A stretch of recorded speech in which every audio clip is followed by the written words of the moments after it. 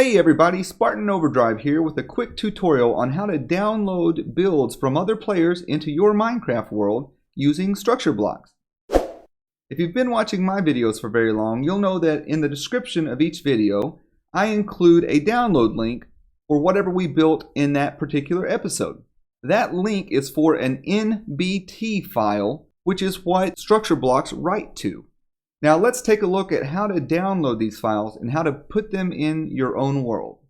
First of all, let's find a great video. I'm going to scroll down and watch one of my very first ones, and it's going to come up right in the middle where I left off.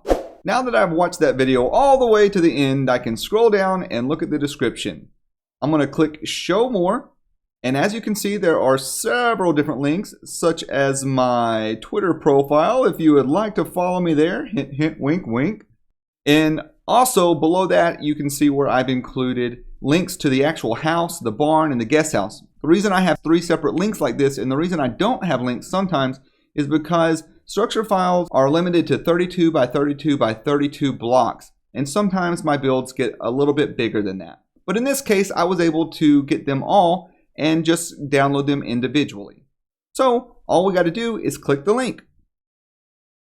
Okay, now that we're at the download site, we can click the download link. Now this is going to automatically, for me, download into my folder.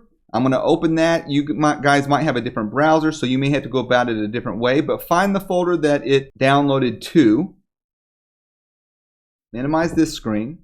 And then I'm going to, for simplicity, I'm going to just put it on my desktop for now. Next step is pretty easy. If you have an older version of Windows, you may have to go to your Start button and then to Run. But if you have Windows 10 at least, you can type in %appdata%. Hit Enter, and that will bring up the special hidden folder that all your Minecraft files are located in. So we're going to open .minecraft, and then we're going to scroll down to Saves. This is where all of your world saves are. And then we will find the particular world that we want to load this to. In this case, I'm going to load it to my test world. If you get to this folder and you don't see a folder named Structures, then you probably just have an old world. And you can simply add a new folder and then type in the word Structures, all lowercase like that. I'm going to go ahead and delete that folder now. And we're going to go into our Structures folder. I've only got one file in there so far, but we're going to drag this new one in. And the important thing to note here is the name. Capitalization does matter. What I'm going to do to make this easy is I'm going to Control-C to copy just this part before the .nbt. Now we're finished with this folder, and we can open up Minecraft. Now that Minecraft is open, we will go to the test world, or whichever world that you placed the NBT file into. And I've already got one, so we're going to throw it away so that I can give you an example of how to get a new one. You need to go to /give@p structure_block. Hit Enter, and bam, you've got a structure block. Okay, now that we have the structure block, we just need to figure out how to place it. In my case, if you're downloading something from one of my videos, typically what I'll do when I save them is I will save them by a point that is below the ground. That way it will save the data and the information of the first layer of the ground itself, which usually includes the floor of the build. So I'm going to place it at that level just below, because this point here is going to point at where the structure is going to be. And I'm going to right click it then.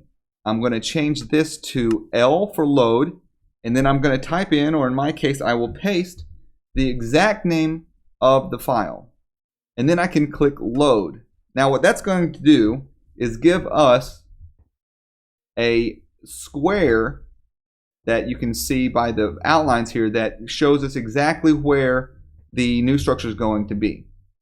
and we right click on it again, and we have options now if we want to rotate it by 180, 270, 90, 0, so forth. This will mirror, and this will mirror, and this will mirror all different directions. I will let you guys watch other tutorials or play with that to figure it out for yourself. For this example, or for this tutorial rather, it's not really needed. So again, I would always recommend that you do this in a test world first, just to make sure you know exactly how to position it. You can change your relative position and so forth. Here, when you're finished, click load again, and there it is. This is the file from that particular video. It is the house, and it's loaded in perfectly. That will be it for this video. Take care, guys, and keep it creative.